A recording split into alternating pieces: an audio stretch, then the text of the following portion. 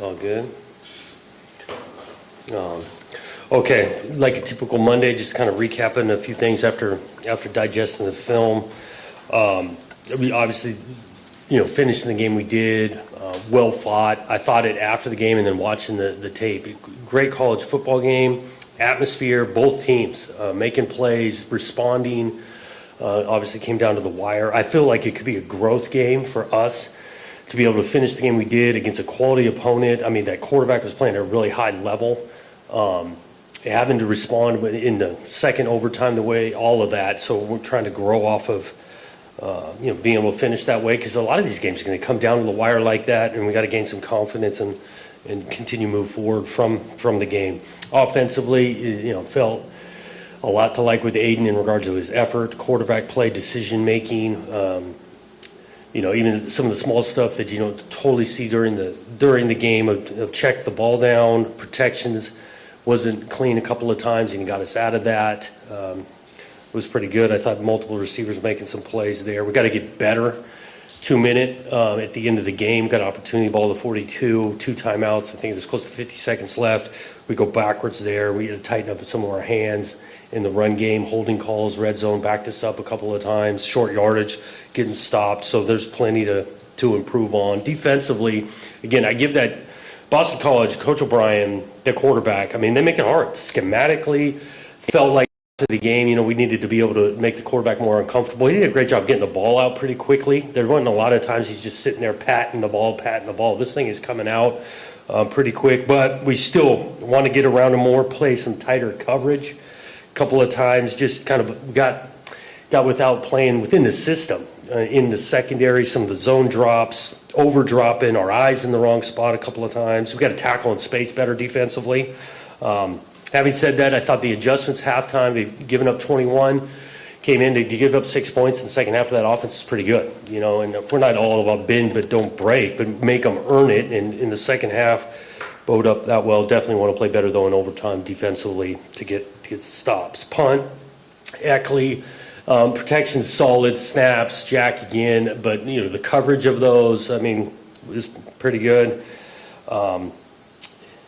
Martin's kicks, we didn't feel awesome about our field goal protection. I'm not going to say this publicly after one game, and so going into week 2, we wanted to tighten up the protection on that, and it was better because they brought it a couple of times, but Martin's kicks were obviously huge, and then Alante Brown on the return game.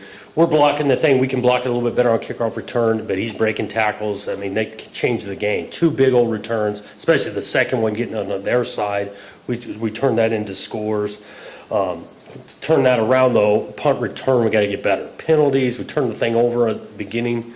Got to be better there. Starts with the coaches, communication. We got 12 guys on the field for a snap on punt return.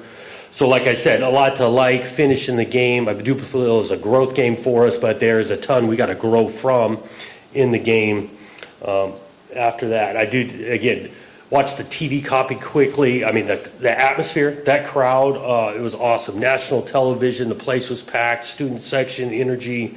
So appreciate our crowd again, helping with the home field advantage.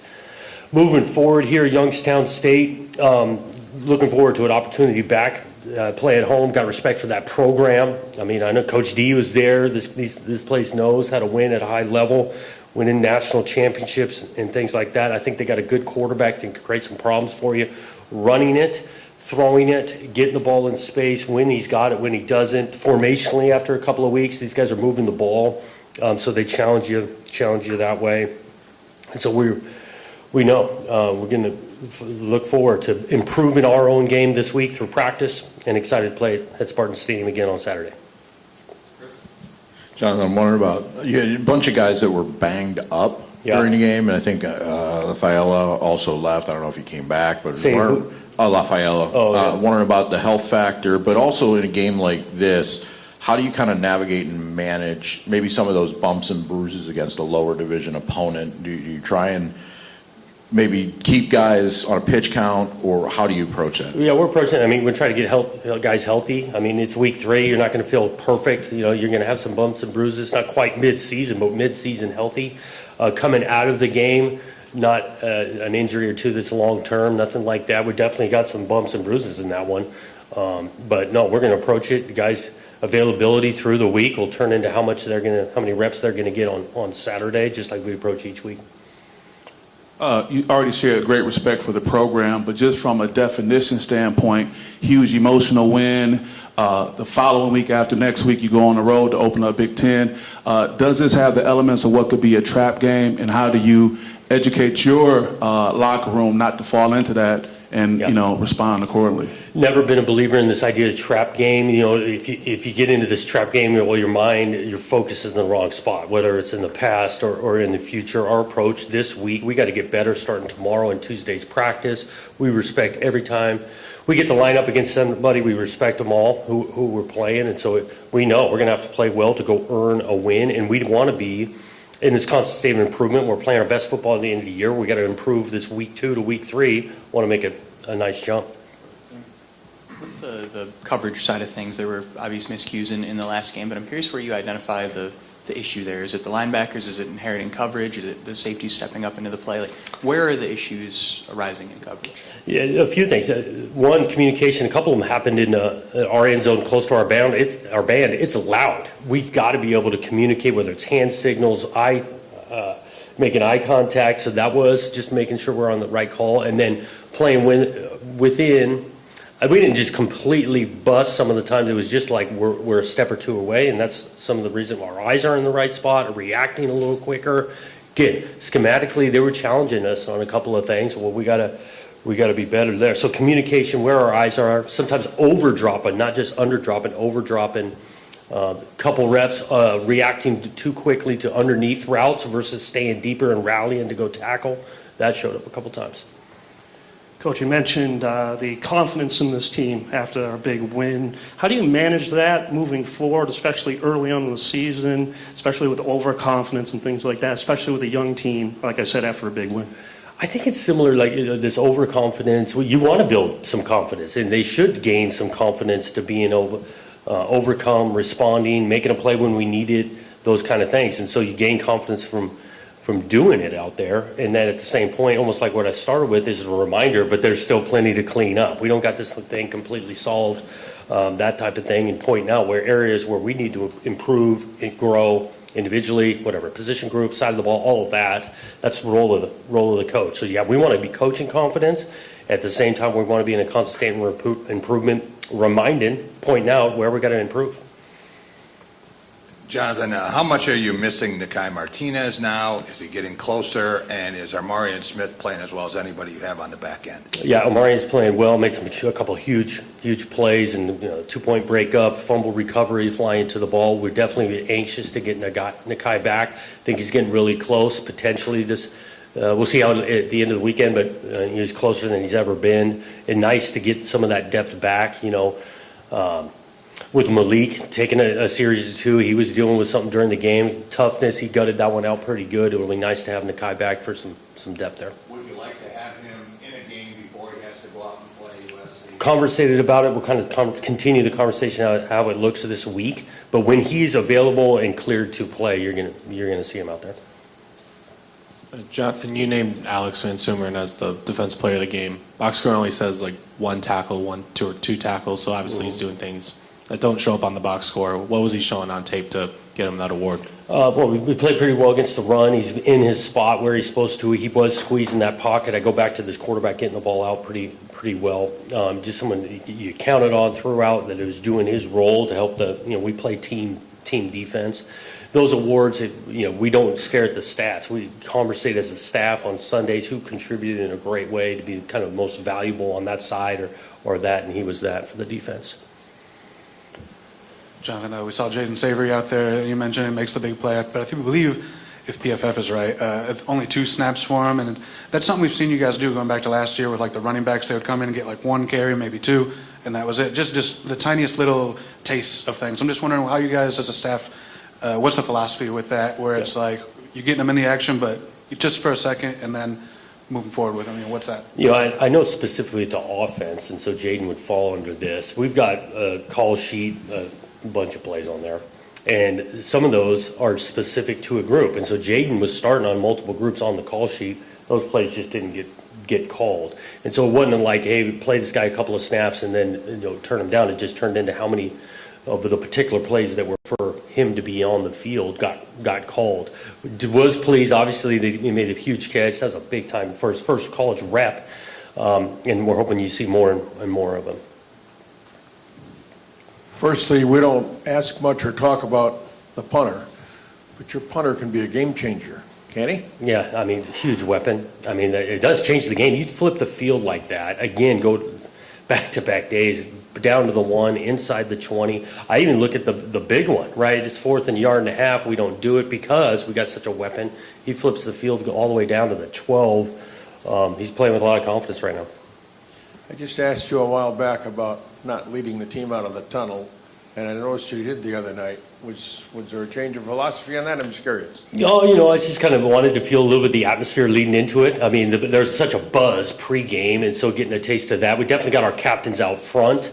I mean, if you want to get into the details of it, I'm on the side because I don't want to get trucked as the guys are taking the field. But it was fun to be out in front a little bit. Will you continue to do that? It's kind of be a game time decision, to be honest with you. We'll see how we're feeling. Jonathan, I was wondering, is that the best game you've seen Aiden play in college? And looking back to the film, where are the areas you think he could improve? Yeah, I do think for a complete game, more than 4 quarters, he played, competed, he ran, accuracy with the ball, even the small things, some of the trajectory he had on some deep balls and keeping the post safety out of the play, shown growth. Was pleased with a couple reps where he checks the ball down underneath Brandon Tullis on a 3rd and 7.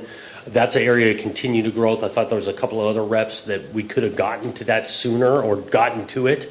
So you want to keep that consistency in the launch point. Again, he's such a creator, athlete, all that. Had good reps, launch point accurate, timing's accurate. There's still some other snaps we could see more improvement from on other plays. Jonathan, I want to ask you about Alante Brown, a guy that, you've brought in a lot of receivers, sort of that role has been diminished. When did you know you seemed right away he was going to be your return guy, and what is what is your relationship with him been, and what has the process been with him and sort of him deciding to stick around and do this and finish his career here and all that sort of stuff? Yeah, told the team the other day, especially as player of the week, for sure, he had 2 big-time returns. But then what he's doing on other facets of special teams with the fact that his load has lightened on offense right now after 2 weeks. Not that we're down on him in any way. Feel confident to put him in offensively. And I just think it shows the maturity, the leadership he has, is that he'll do whatever his role, whatever he's asked to do at the high level. And so buying in completely on special teams. He's ready to go offensively. His number gets called. He's a great example for the locker room for being all about the team. The star of the team is the team, and Alante is all about that. I'm curious what you're seeing at left tackle with, I know Stanton and Moore both were in that mix throughout the game into the 4th quarter. What are you seeing there, and what are the sorts of paths forward for those 2 guys in what seems to be a position battle? Still continuing. You'll see it again this weekend, a rotation O-line at tackle, left and right. The guard piece, Luka got himself a taste and got in there. Continue to push that envelope. I do like it in ways that it creates continued competition. You need depth in this conference slate that we're headed toward, this season and things. Both can be good left tackles, getting specific to that. Stanton and Connor's attributes on both sides of it. I think both those guys would tell you they can play better. A couple pass sets, not to where we want it. Hands, both of them got the holding call in the run game. So we got to continue to grow out of both those guys. But we do like the feeling that you got some depth at O-line. The competition side of things with the O-line, what do you have to see to settle on a five-man unit? Yeah, just separation. Like, this guy's by far better to play, call it 70, 75 snaps of offense for the entire time. And so we'll see if that plays out. If it doesn't, we're going to continue to push it. I think there's healthy competition. They know Tuesday, Wednesday, Thursday continue to really matter. The more they want to play, they got to show up during the week. And I think that's, as a program, that's how we're going to get better during the week. The confidence of your quarterback, it wasn't flawless, but he has stood up here and said, I can be the best quarterback in the country. He has said this team can be a championship team. I don't want to call it cockiness, but how does that confidence level rub off on his teammates, if at all, if you believe? Yeah, we want not just him. We want these guys, confident, but understanding how competitive this whole thing is, and so we want them going into games and playing in games with confidence, with a mindset that we can get things done. We can play at a really high level. I always fall back to I'd love it just to be shown on tape more than anything, and that's what these guys are continuing to work to do. Jonathan, kicker psychology can play into that position maybe more than others at times. What did you know about sort of Martin's demeanor and approach in that sense? What did you learn after? I'm just wondering, like, in a tight game like that, was there any thought of, let's just go with Eckley here, let's not put that guy in for a 50-yarder, tight game, first career kick, or did you say, he's a guy that can handle that, no problem, throw him in, that type of stuff?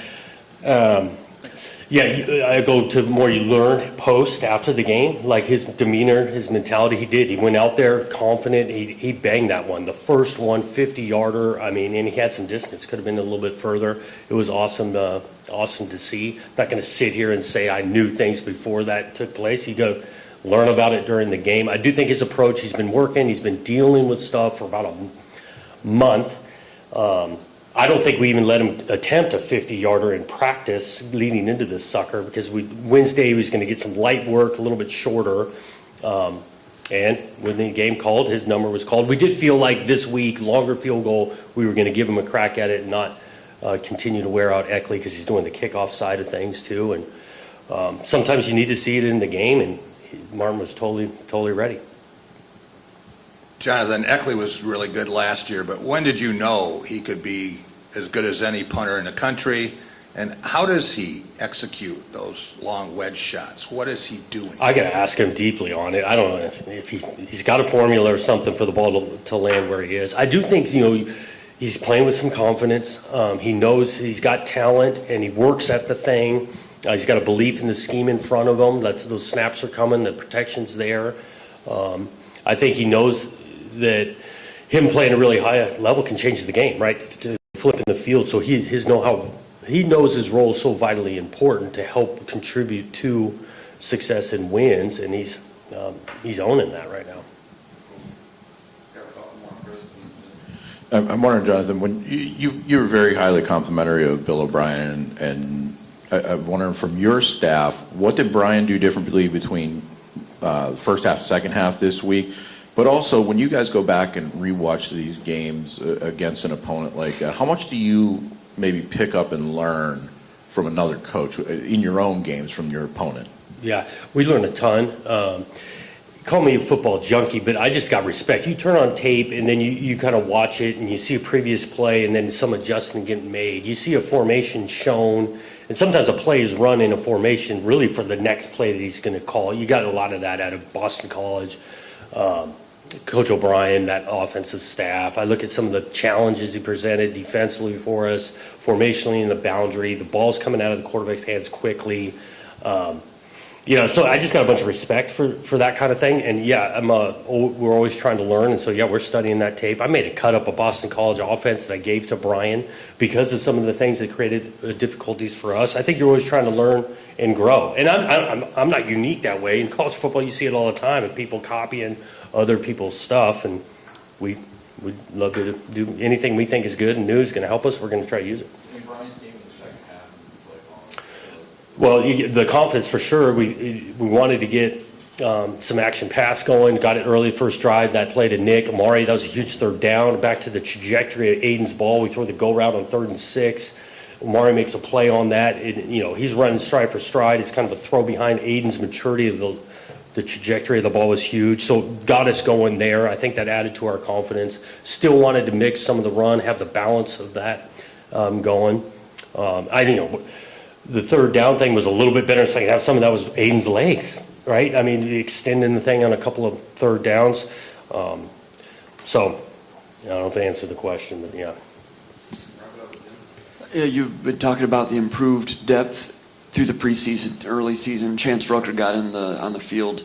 Could you talk about the the impact he had, how he graded out, not specifically the numbers, I know that's probably confidential, but being able to go to the bench and it looked like he pitched some pretty good relief for you, and how's he coming along? Yeah, and we want to have depth because whatever reasons it is, physically you're going to have an injury or two take place. Maybe we're not playing at the highest level. I do think there's benefits sometimes for guys, we'll call him a starter. He's out there for a few series, comes over to the sideline, someone else goes in. He gets a perspective from the sideline of seeing it and not learning always in game action. I think that took place at the corner spot because we can play better at corner than we did, tighter coverage, eyes in the right spots.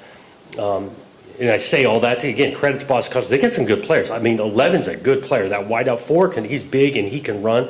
The tight end, too, was nifty and catching radius with that guy. So back to with Chance, we've got multiple corners we feel confident to put in the game, and we're not going to hesitate to put them in.